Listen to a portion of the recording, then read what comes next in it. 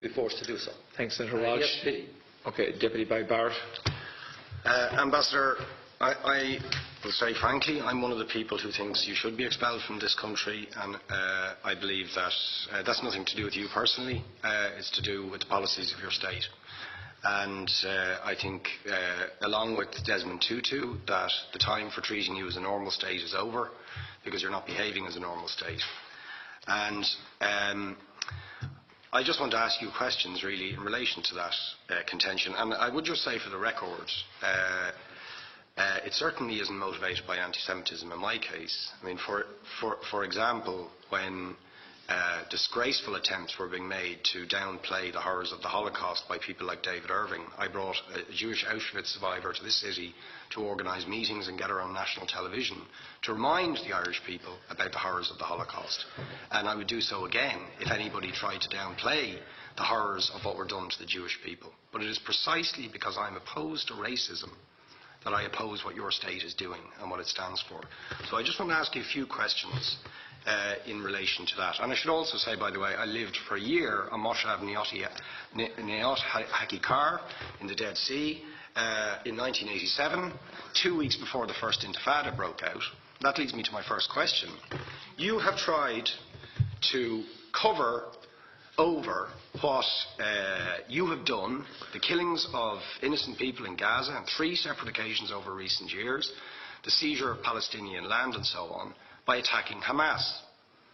Now, why don't you just admit that Hamas didn't exist when the first Intifada took place? They didn't set up an armed wing until the early 1990s. And that there was a reason that PLO were in Tunis at the time, exiled, effectively not present. But the ordinary Palestinians rose up because you denied them basic rights. I lived there. It was apartheid. It was racism. It was endemic. It was rotten. Absolutely, I was shocked within weeks of living there to see how you treated Palestinian people. And isn't it the fact that the law of return, which is the basic law of the Israeli state, is a racist apartheid law because it confers rights on Jews that it denies to Palestinians? It allows, for example, if I was Jewish and had never stepped foot in Israel, I could claim citizenship there tomorrow, but 6 million people whose origins are in what you now call Israel, who were forced out in 1947 or 48, do not have that right. Isn't that part of the reason why the Palestinians are in dispute with Israelis? Because you deny them the right to return to their homes and to their land and to their villages, and that they have a legitimate claim, even under international law, to return, but you deny them that right. Why do you deny them that right?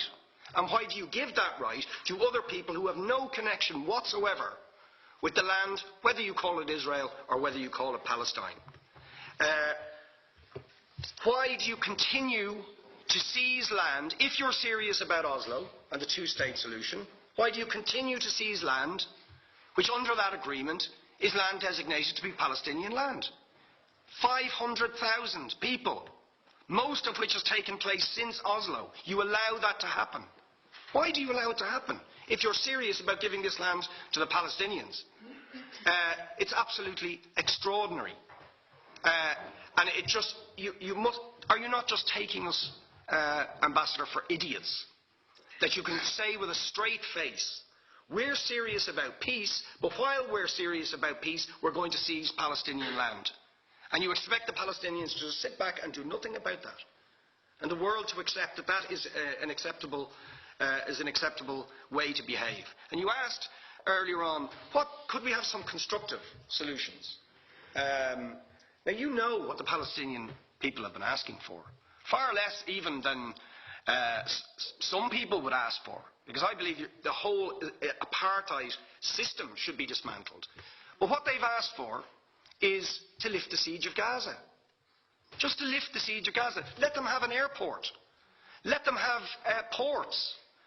Let them not be dictated to by a government for whom they do not vote as to what can go in and out of their territories, whether they will have power, whether they will have clean water, whether they will have medicine.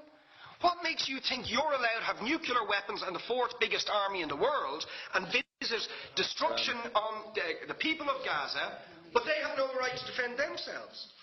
They have no territorial sovereignty over that land. Would you ask questions, please? How do you justify that? Yeah. All right. How do you justify those double standards?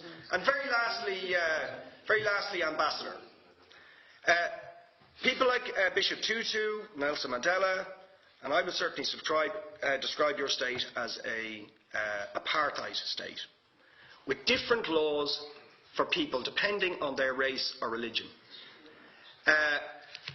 Now, isn't that just the case that, for example, at checkpoints going into the West Bank, there's a channel if you're Israeli or European, and there's a channel if you're Arab?